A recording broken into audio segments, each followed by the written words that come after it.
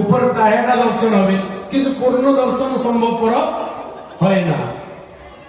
কিন্তু যখন সে ফেরি আসে, সে যখন বলে হ্যাঁ আমি জগন্নাথকে দর্শন করেছি, যা হোক তোমার ভাগ্য ভালো, তুমি জগন্নাথকে দর্শন কি দর্শন হলো। আচ্ছা, আপনারা তো টিভিতে দর্শন করলেন, টিভিতে দর্শন করেছেন কি তো করেননি, সেটাকে দর্শন মানা যাবে কি? হ্যাঁ, না, টিভি দর্শনটা দর্শন নয়, সাক্ষাৎ চক্ষুতে দর্শন। এইভাবেতে আমরা যে সমস্ত ধর্ম কিছু করি, কোন ধর্মটা আত্মধর্ম নয়, সেই জন্য সেই ধর্মটা ধর্ম নয় কি সনাতন ধর্ম নয়। তাই গৌর প্রেমানন্দী হয়ে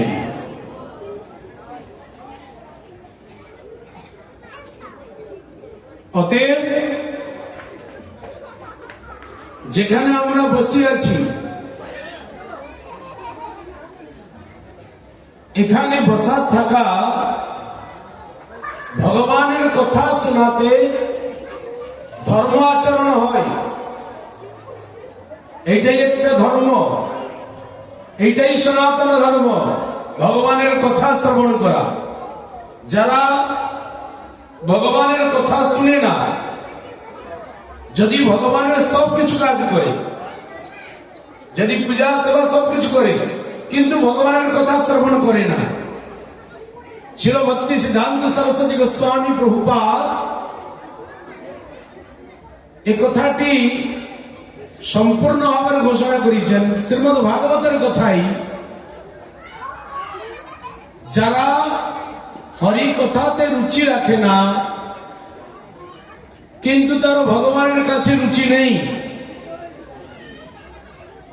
ভগবানের কাছে ভগবান কাছে তার রুচি নেই।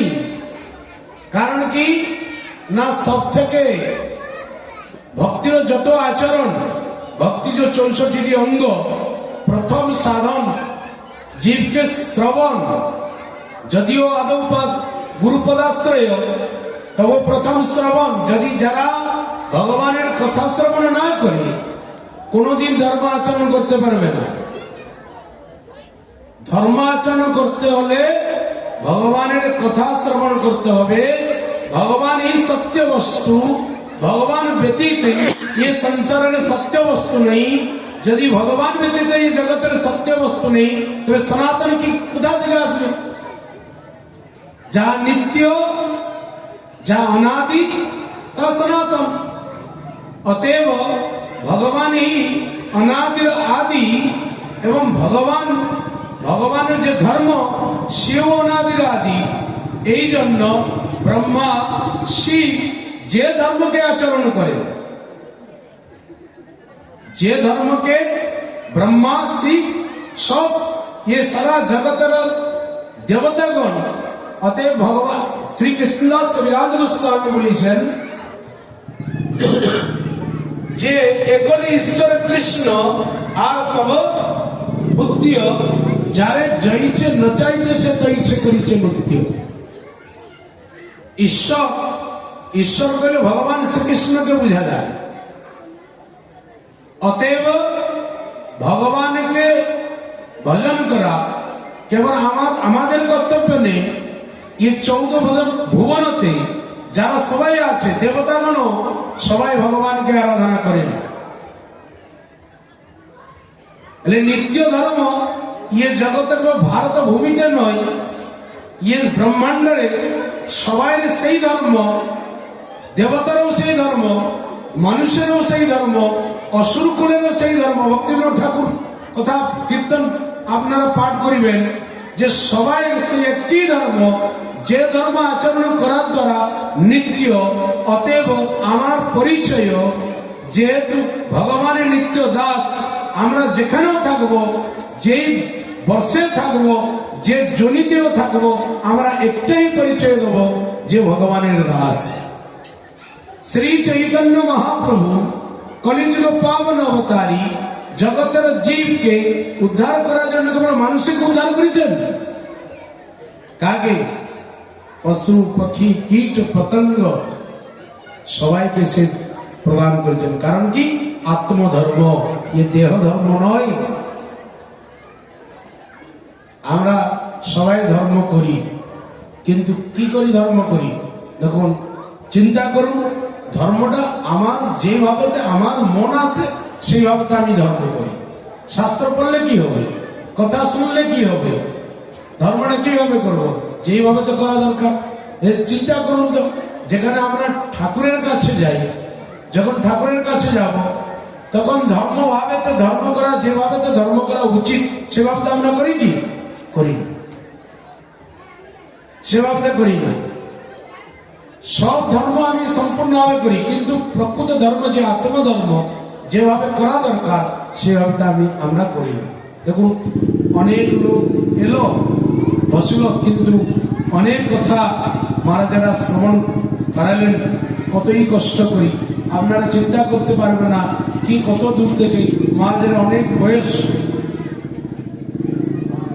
আমরা সেটা সহজে প্রাপ্তি হই, কিন্তু কি কত দূর থেকে কত পরিশ্রম করি এখানে আসেন আপনাদের একটু ভগবানের কথা শোনা।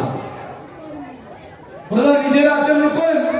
মহারাজ বললেন না, নিজে আচরণ করলে তো চলবে না, সবাইকে জানাইতে হবে যে আপনারাও করুন। ভগবানের আদেশ, মহাপ্রভুর আদেশ, প্রতি ঘরে ঘরে গিয়া করো এই ভিক্ষা, বলো কৃষ্ণ ভজ কৃষ্ণ, কর কৃষ্ণ শিক্ষা। মহাপ্রভুর আদেশ, যার কাছে যাবে তাকে কৃষ্ণ কথা বলবি। কারণ কি?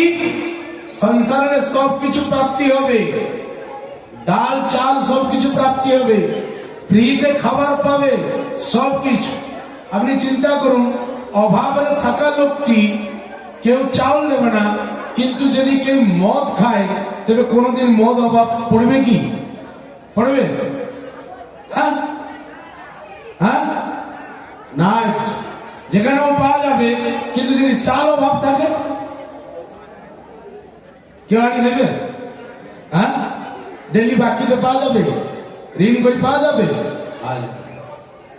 সেজন্য সন্ত তুলসীদাস বলছেন যে কারণ কি? যে গোরসে গলে গেলে ঘোর হতো। গোরস, গোরস মানে কি? হ্যাঁ, দুধ নাকি?